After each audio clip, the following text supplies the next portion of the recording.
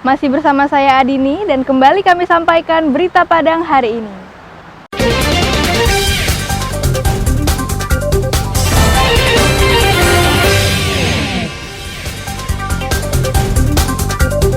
Curi telepon genggam dan uang temannya, seorang buruh bangunan ditangkap polisi. Polisi di Solok Selatan menangkap seorang ayah yang tega perkosa anak tirinya. Pemkab Pesisir Selatan siapkan peraturan daerah untuk penyandang disabilitas.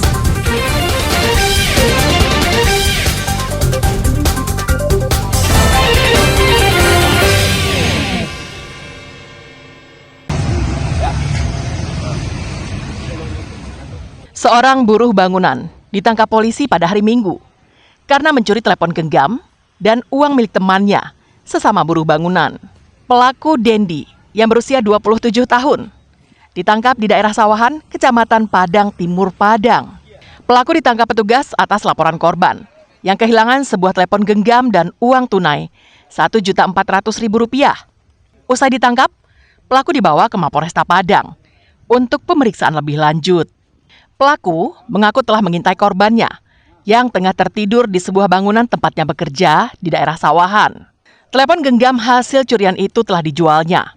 Uang hasil penjualan dan uang tunai curian digunakan pelaku untuk keperluan sehari-hari. Kita amankan satu orang pelaku yang diduga telah melakukan pencurian beberapa unit handphone dan uang tunai. Untuk pelaku kita amankan di daerah Sawahan, Kecamatan Padang Timur, Kota Padang. Untuk modus, si pelaku menunggu korban tidur. Kebetulan untuk korban merupakan pekerja kuli bangunan. Pelaku dijerat dengan pasal 363 KUHP tentang pencurian dengan ancaman hukuman di atas 5 tahun penjara.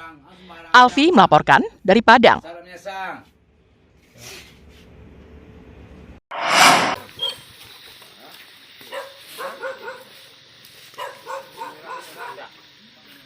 Kepolisian Sektor Koto Parik Gadang Diateh, Solok Selatan, menangkap seorang pria karena diduga memperkosa anak sambungnya.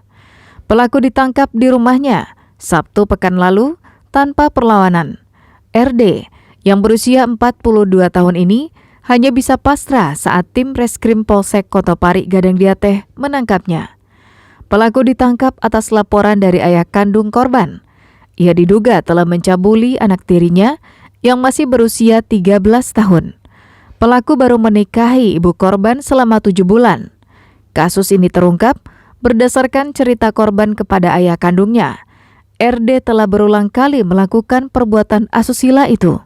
Bahkan aksi bejatnya dilakukan sampai 3 kali dalam sehari di rumah korban. Dapat kami laporkan itu bermula dari adanya laporan polisi orang tua kandung dari korban adanya indikasi perbuatan cabul. Makanya kita gerak cepat untuk menindaklanjuti, kumpulkan barang bukti, pemanggilan saksi, dan hari ini kita lakukan penjemputan. Ayah tiri korban, benar sekali. Korbannya itu masih di bawah? Nah, dapat kita sampaikan korbannya usianya masih 13 tahun. Polisi juga telah melakukan visum terhadap korban serta menyita sejumlah barang bukti seperti pakaian korban untuk kepentingan pemeriksaan. Pelaku sudah ditetapkan sebagai tersangka dan terancam hukuman maksimal 12 tahun penjara. Garnadi melaporkan dari Solok Selatan.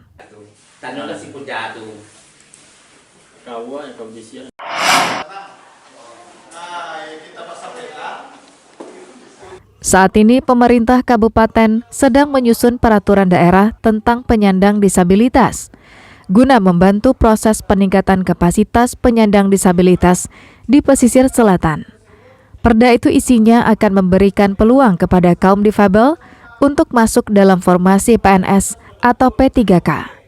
Perda yang akan disusun itu merujuk pada Undang-Undang Nomor 8 Tahun 2016 Pasal 53 Ayat 1 dan 2 yang bunyinya bahwa pemerintah, BUMN, dan BUMD wajib mempekerjakan paling sedikit 2% penyandang disabilitas dari jumlah pegawai atau pekerja dan 1% untuk perusahaan swasta.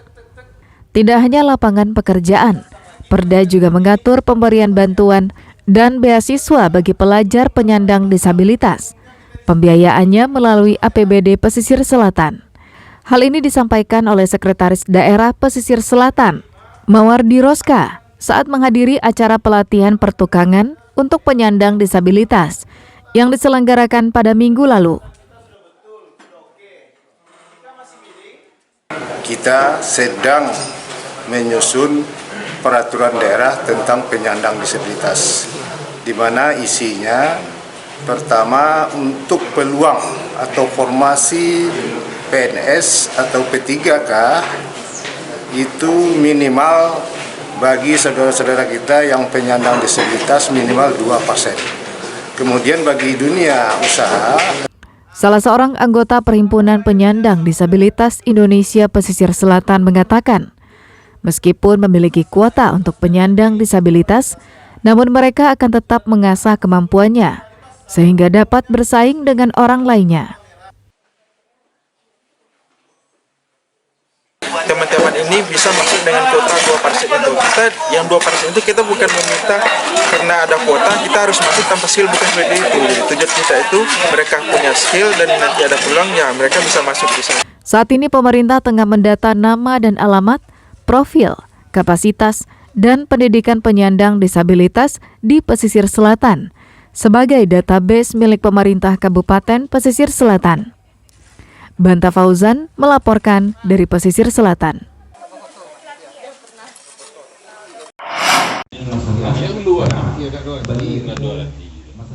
Dinilai tidak serius menangani kasus asusila yang terjadi di Pondok Pesantren Madrasah Sanawiyah Islamiyah Canduang, warga Nagari Canduang, Kotolaweh Agam akan memboikot Madrasah Tarbiyah Islamiyah Canduang.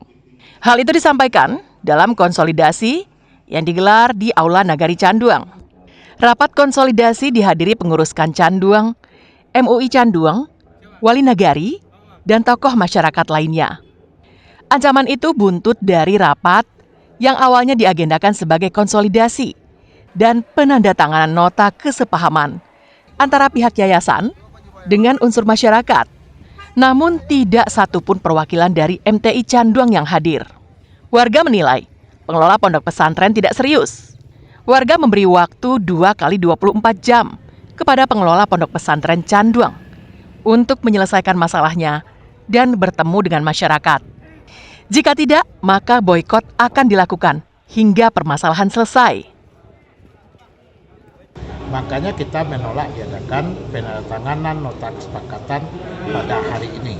Aksi boikot yang sudah dirancang oleh masyarakat Nagari Canduang Kotolaweh terhadap MTI Canduang ditunda pelaksanaannya 2 kali 24 jam sampai terlaksananya rapat kembali antara pihak Yayasan Syekh Sulaiman Ar-Rasuli dengan pihak masyarakat dan pemerintah Nagari Canduang Kotolaweh.